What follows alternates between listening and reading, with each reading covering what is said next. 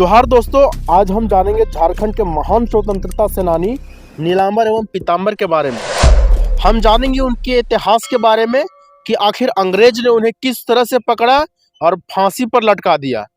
साल 1857 के विद्रोह को भारत की आज़ादी का प्रथम स्वतंत्रता संग्राम कहा जाता है। इतिहास हमें बताता है कि उस समय ब्रिटिश सरकार में जो भारतीय मूल के सैनिक हुआ करते थे, उन्हें अंग्रेजों ने कारतूज देते थे और उसमें गाय एवं सूअर का चर्बी हुआ करती थी। इन सैनिकों को कारतूज को बंदूक में डालने से पहले अपने दांतों से खोलना पड़ता था।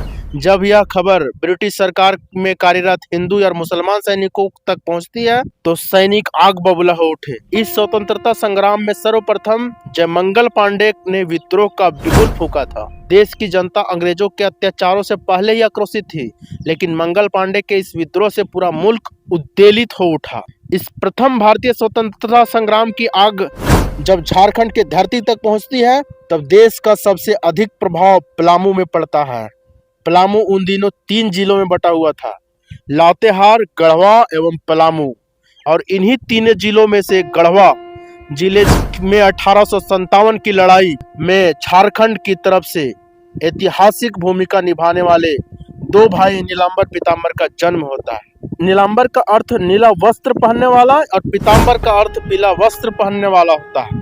नीलांबर एवं पीतांबर का जन्म गढ़वा जिले में चेमो सनिया गांव में खरवार जनजाति के भोगता कबीले के एक गरीब परिवार में हुआ था।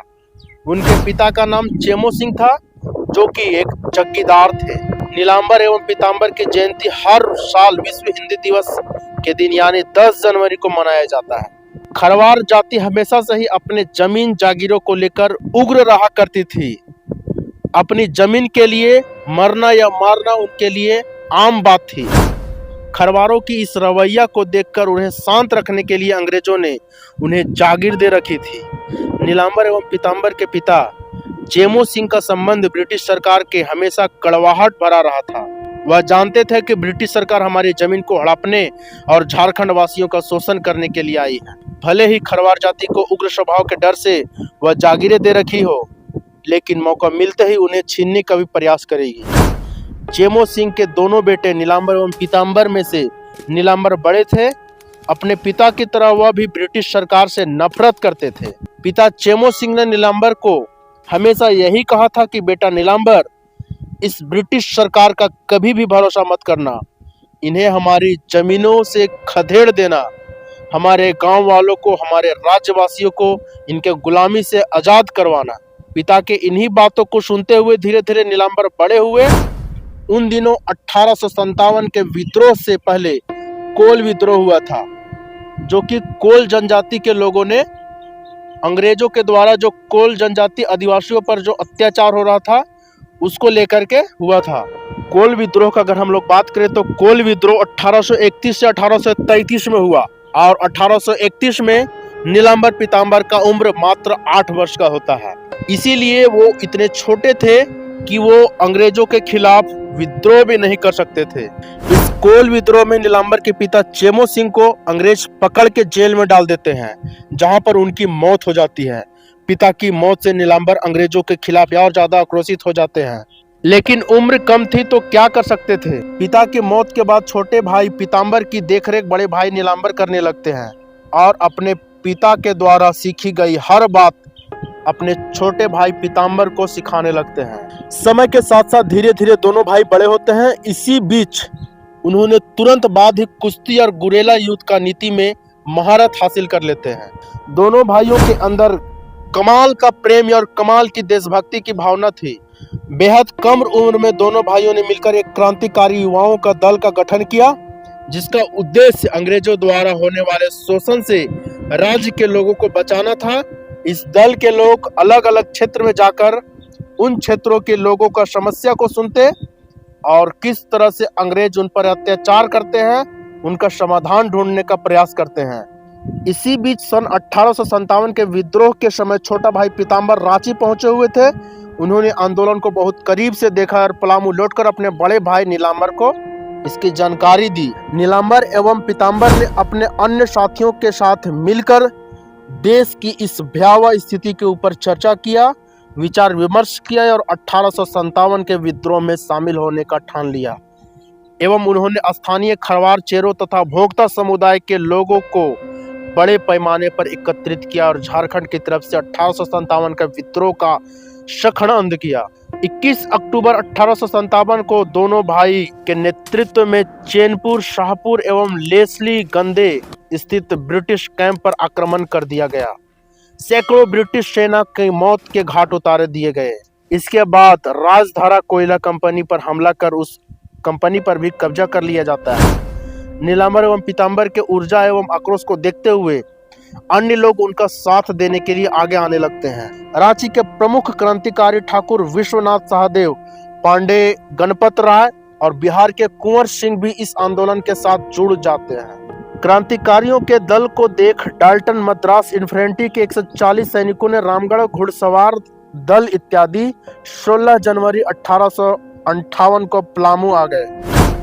गढ़वा से बात करके पलामू जाने पर एक बड़ी जीत लोगों को अंग्रेज ने इस आंदोलन को दबाने के लिए एड़ी चोटी का जोर लगा दिया, लेकिन नीलांबर और पीतांबर के नेतृत्व में क्रांतिकारियों के दल के सामने वे लोग टिक नहीं सके। अंत में अंग्रेज ने एक योजना बनाई कि अगर एक जगह पर वार करेंगे तो हम मारे जाएंगे, लेकिन एक साथ ही एक समय पर अगर कई जगहों पर वार करें तो यह स्वतंत्रता सेनानी अपने लोगों को बचाने के लिए कहां-कहां जाएंगे। अंग्रेजों की इसी योजना नीलांबर पीतांबर के दल को कमजोर कर देती है। अंग्रेज एक साथ कई इलाके पर हमला कर देते हैं। 12 फरवरी 1858 को नीलांबर पीतांबर के घर समेत गांवों को लूट लिया जाता है, घरों को जला दिया जाता है, जागीरें जब्त कर ली जाती है। इसके बाद अंग्रेज सिपाही लोहारदगा की तरफ बढ़ने लगते हैं, फिर तुरंत पलामू की तरफ बढ़ने लगते हैं। एक के बाद एक हमले साथ नीलांबर पीतांबर की टुकड़ी परेशान हो जाती है। लगातार चौतरफा हमले से नीलांबर पीतांबर की सेना कमजोर हो जाती है। अंग्रेज ने एक एक करके नीलांबर पीतांबर के साथियों को मारना शुरू कर दिया। विश्वनाथ सहदेव एवं पांडे गणपत को पकड़कर फांसी दे दिया गया। दूसरी तरफ नीलांबर और पीतांबर में मनिका, हतरपुर, लातेहार, महुआ, ताड़, छेसारी जैसे कई महत्वपूर्ण अंग्रेजी ठिकानों पर आक्रमण करके अंग्रेजी कानून व्यवस्था की धज्जियां उड़ा दी। अंततः अंग्रेजों ने अपने सबसे प्रमुख हथियार डिवाइड एंड रूल की नीति अपनाई और खरवारों को बरगलाया। खरवार डरकर आंदोलन से अलग हो गए। चेरो समाज के भवानी वायसराय ने अंग्रेज के आगे घुटना टेक दिए, जिससे चेरो समाज के लोग भी आंदोलन से अलग हो गए। धीरे धीरे नीलांबर और पीतांबर अपनी छोटी सी सेना की टुकड़ी के साथ अकेले पड़ गए, लेकिन उन्होंने हिम्मत नहीं हारी, अपनी लड़ाई, अपने युद्ध को जारी रखा। अंग्रेजों ने अंतिम बार एक और चाल चली। उन्होंने स्वरक्षम, माफी और विस्मरण की घोषणा की, अर्थात तय सीमा तक के भीतर आत्मसमर्पण करने वाले विद्रोहियों को क्षमा करने की नीति थी। अंग्रेजों के इस जाल में नीलांबर एवं पीतांबर जा फंसे और आत्मसमर्पण कर दिया। लेस्ली की अदालत में विद्रोहियों को लूट, हत्या, आगजनी इत्यादि आरोपों के लिए मुकदमा चलाया गया।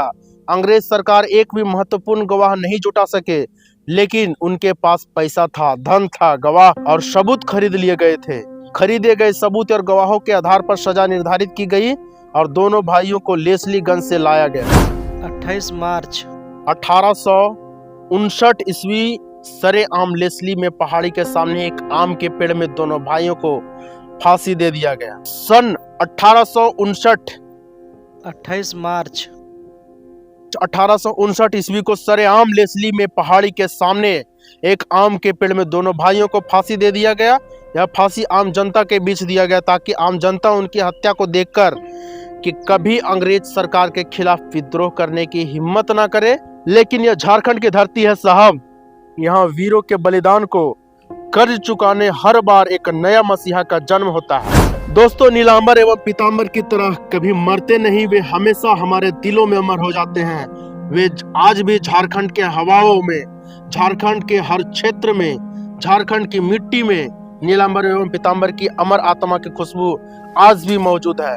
मैं स्वर्गीय नीलांबर एवं पीतांबर की परम पुण्य आत्मा को श्रद्धांजलि अर्पित करता हूँ। जय हिंद, जय आदिवासी, जय जोहार।